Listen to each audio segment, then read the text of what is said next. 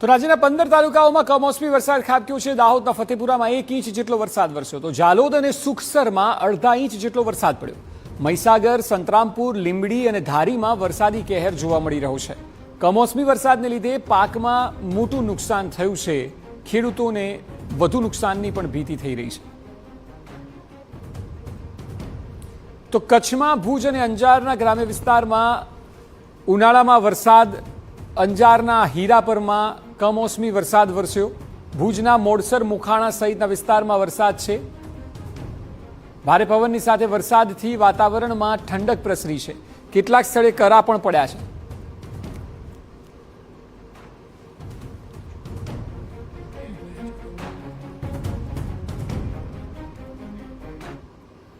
અમદાવાદમાં ભારે વરસાદ વરસ્યો। શહેરના વિસ્તારોમાં વાવાઝોડા સાથે વરસાદ વરસ્યો। એસજી હાઈવે, સેટેલાઇટ, જોધપુર વિસ્તારમાં વરસાદ। બોપલ, શેલા, મણિપુર, મણિનગર, સાણંદ સહિતના વિસ્તારોમાં પણ વરસાદ। થલતેજ, શિલજ, પ્રહલાદનગર, સરખેજમાં પણ વરસાદ।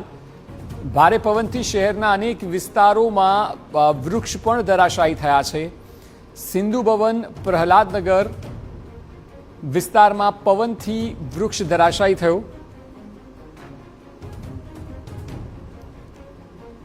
વૃક્ષ ધરાશાયી થવાના કારણે થોડો સમય ટ્રાફિક પ્રભાવિત થયો હતો।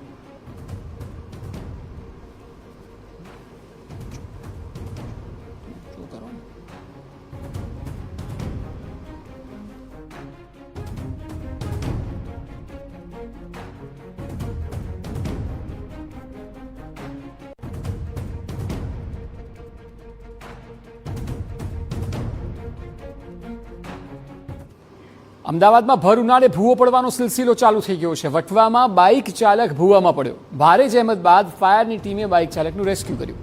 ભારે વરસાદ બાદ વટવા વિસ્તારમાં નુકસાન થયું છે। અનેક વિસ્તારમાં વૃક્ષો ધરાશાયી થયા છે।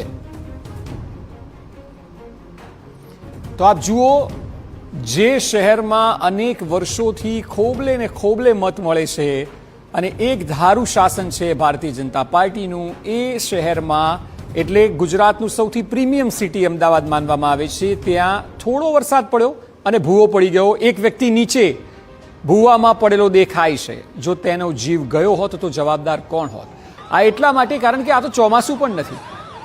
રોડની ગુણવત્તા એવી તો કેવી કે થોડી વારમાં ભૂવો પડી જાય।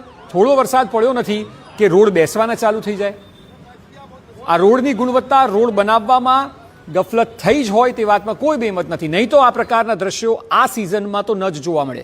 ચોમાસામાં પણ ન થવા જોઈએ, પરંતુ ઉનાળામાં થોડો વરસાદ પડે અને ભૂવો પડી જાય।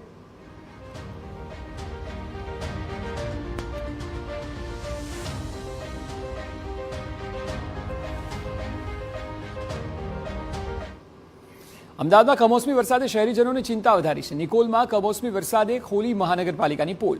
નિકોલમાં સામાન્ય વરસાદમાં જ ડ્રેનેજ ઓવરફ્લો થયું। સામાન્ય વરસાદમાં ડ્રેનેજ ઓવરફ્લો થાય તો ચોમાસામાં શું હાલત થશે તે ચિંતા ઉપજાવે તેવી બાબત છે। મહાનગરપાલિકાની પોલ ખુલી રહી છે। ક્યાંક ભૂવો પડે છે તો ક્યાંક ડ્રેનેજ લાઇન ઉભરાઈ જાય છે। વરસાદ તો એટલો પડ્યો પણ નથી।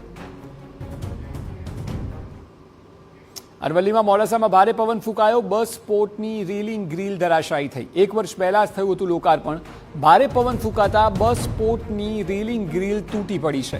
સદનસીબે અવરજવર ન હોવાથી જાનહાનિ ટળી છે, કારણ કે રાત્રે આ વરસાદ અને પવન હતો અને તેને લીધે ત્યાં પબ્લિક હતી નહીં। જો સવારની આ ઘટના ઘટી હોત તો મોટું નુકસાન થયું હતું। 1 વર્ષ પહેલા જ લોકાર્પણ કર્યું હતું।